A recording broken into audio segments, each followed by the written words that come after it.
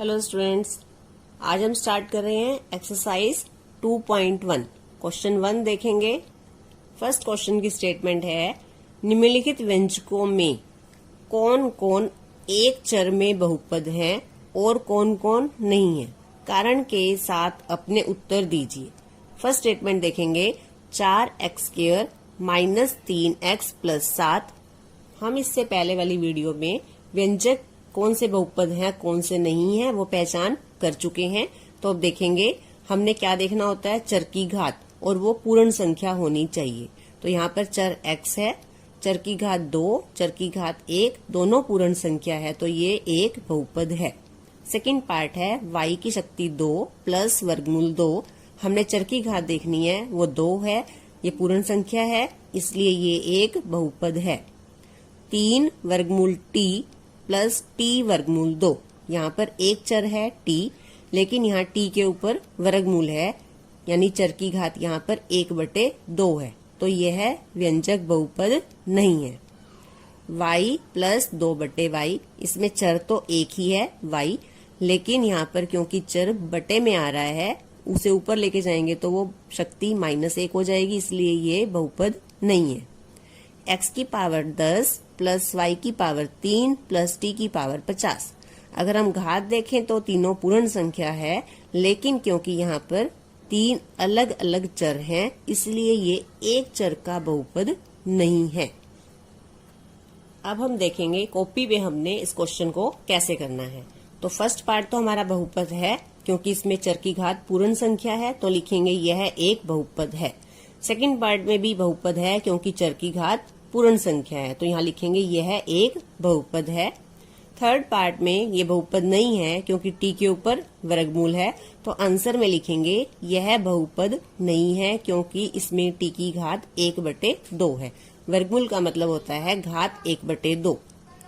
y plus 2/y, इससे पहले हम इसे हल करके दिखा सकते हैं। y प्लस 2, जो बटे में y है, जब उसे ऊपर लिखा जाता है तो उसकी जो पावर है वो माइनस की हो जाएगी, तो यह बहुपद नहीं है, क्योंकि इसमें y की घात -1 है। लास्ट पार्ट में है, यह बहुपद नहीं है, क्योंकि इसमें 3 अलग अलग चर हैं। सेकंड क्वेश्चन है, निम्नलिखित में से प्रत्येक में x² का गुणांक लिखिए। x² का गुणांक लिखिए। गुणांक मतलब गुणा का अंक, यानी x² के आगे जो गुणा होकर लिखा हुआ है आपने वो लिखना है। फर्स्ट पार्ट में देखेंगे 2 प्लस x² प्लस x, तो हमें सिर्फ x² वाली पद को देखना है। x² वाला पद ये है, x² के आगे क्या लगा हुआ है, यहाँ पे कोई संख्या नहीं है, इसका मतलब इसकी गुणा 1 से हुई है, तो यहाँ पर x² का गुणांक है 1। यहाँ देखेंगे x² वाला पद देखना है हमने। इस पूरे व्यंजक में हमें सिर्फ x² वाला पद देखना है, और x² के आगे जो लगा हुआ है वो देखना है। x² के आगे यहाँ पर क्या है, -1 से गुना हुई है x² की, तभी ये -x² आया है, तो x² का गुणांक यहाँ है -1। थर्ड पार्ट में है π/2 x² प्लस x। यहाँ पे x² की गुणा किससे हुई है, π/2 से, तो इसका गुणांक है π/2। फोर्थ पार्ट में देखेंगे, यहाँ पे x² का पद नहीं है। पद नहीं है, इसका मतलब उसकी गुणा 0 से हुई है, क्योंकि 0 से गुना होके पूरी संख्या 0 हो जाती है। तो देखेंगे इसे। फर्स्ट पार्ट लिखेंगे, x² का गुणांक हमने क्या देखा था यहाँ पर, क्योंकि यहाँ पे कोई रकम नहीं है, और हमें पता है जब 1 की गुणा हम x² से करते हैं, किसी भी पद की गुणा जब 1 से की जाती है तो आंसर वही का वही आता है। तो x² का मतलब क्या है कि इसकी गुणा 1 से हुई है, तो इसका गुणांक है 1। यहाँ पर x² के आगे क्या है, माइनस। जब भी किसी संख्या को हम -1 से गुना करते हैं तो हमारा आंसर यहाँ से क्या आएगा, -x²। इसका मतलब -x² कब आता है, जब x² की गुना -1 से होती है, तो यहाँ x² का गुणांक क्या है, -1। x² का गुणांक यहाँ है π/2। हमें साथ में x² नहीं लिखना। x² के गुणांक का अर्थ है गुणा वाला अंक, सिर्फ गुणा जिससे हुई है वो अंक लिखना है हमें, वो है π/2। इस व्यंजक में x² का पद नहीं है, क्योंकि उसकी गुणा 0 से हुई है, तो वो पूरी संख्या क्या हो जाती है, 0। तो यहाँ पे x² का गुणांक 0 है। थर्ड क्वेश्चन देखेंगे, 35 घात के द्विपद का और 100 घात के एक पदी का एक एक उदाहरण दीजिए। अब 35 घात है और वो द्विपद है। द्विपद का अर्थ क्या है कि उसमें दो पद है। हमें लिखना है 35 घात का द्विपद। घात मीन्स चर की घात कितनी होनी चाहिए, 35, और द्विपद का अर्थ है कि उस व्यंजक में दो पद हों। तो हम यहाँ लिख सकते हैं, कोई भी अपनी आप व्यंजक बना सकते हो। x की घात 35 तो मुझे लेना है। चर भी x जरूरी नहीं, y भी ले सकते हैं, t भी ले सकते हैं, कोई भी चर ले सकते हैं। घात हमें 35 लेनी है। द्विपद का यानी एक और पद कोई होना चाहिए, तो आप यहाँ लिख लो +1 +5 +x +y, y नहीं ले सकते, +x +x² यानी कुछ भी लिया जा सकता है। 3x की घात 35 प्लस x की घात 5, ये भी 35 घात का एक द्विपद है, क्योंकि चर की घात बड़ी 35 है, ये एक पद, ये दो पद, तो हम कुछ भी ले सकते हैं 35 घात का द्विपद। और हमें बताना है 100 घात का एक पदी। 100 घात का एक पदी यानी कि चर की घात 100 होनी चाहिए और उसमें एक पद होना चाहिए, यानी x की पावर 100। ये चर की घात 100 है और एक ही पद है। यहाँ पे हम लिख सकते हैं 5x की पावर 100, 25x की पावर 100, या x की जगह आप y ले सकते हो, कुछ भी। तो 100 घात का एक पदी। फोर्थ क्वेश्चन है, निम्नलिखित बहुपदों में से प्रत्येक बहुपद की घात लिखिए। घात हमने लेनी है जो चर की सबसे बड़ी पावर है। तो फर्स्ट पार्ट में देखेंगे, चर की पावर यहाँ 3 भी है, 2 भी है, 1 भी है, तो बड़ी 3 है, तो ये कहा जाएगा बहुपद की घात 3। इसमें बहुपद की घात y की पावर 2 है, तो बहुपद की घात है 2।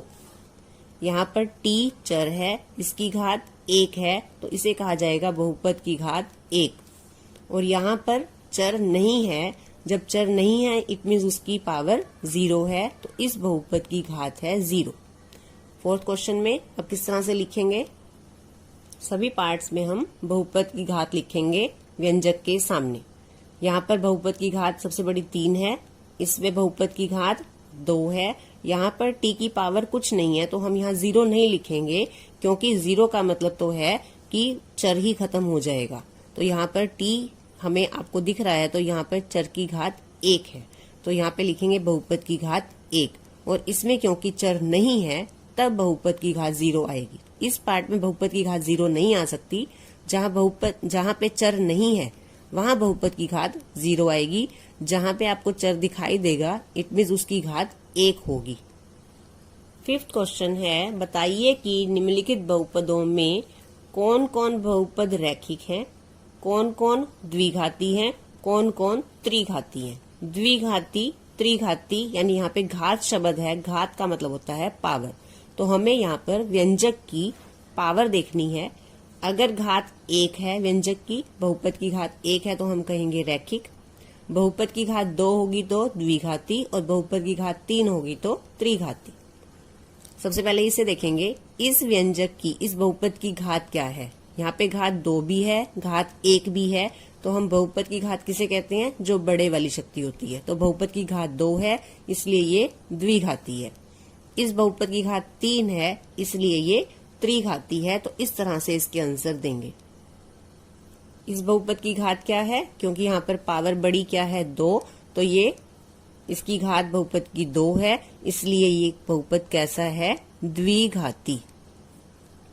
इस बहुपद की घात बड़ी शक्ति 3 है, इसलिए ये है त्रिघाती बहुपद। द्विघाती बहुपद, त्रिघाती बहुपद। बहुपद तो ये है, ये भी बहुपद है, इसमें सबसे बड़ी पावर क्या है 2, इसलिए ये क्या है, द्विघाती बहुपद। ये बहुपद है क्योंकि इसमें एक ही चर है और चर की घात क्या है यहाँ पर 1, और जब चर की घात 1 होती है यानी बहुपद की घात 1 है तो उसे कहेंगे रैखिक बहुपद। जिस बहुपद की घात 1 होती है उसे कहते हैं रैखिक बहुपद। 3t, यहाँ पे चर की घात क्या है 1, तो ये भी क्या है, रैखिक बहुपद। अगला बहुपद है r की शक्ति 2। यहाँ पे चर की घात क्या है 2, जब घात 2 होती है तो उसे कहते हैं द्विघाती बहुपद। और यहां पर चर की घात 3 है, इसलिए ये है त्रिघाती बहुपद। तो इस तरह से हमने पहचान करनी है कौन सा रैखिक है, कौन सा द्विघाती है और कौन सा त्रिघाती बहुपद है।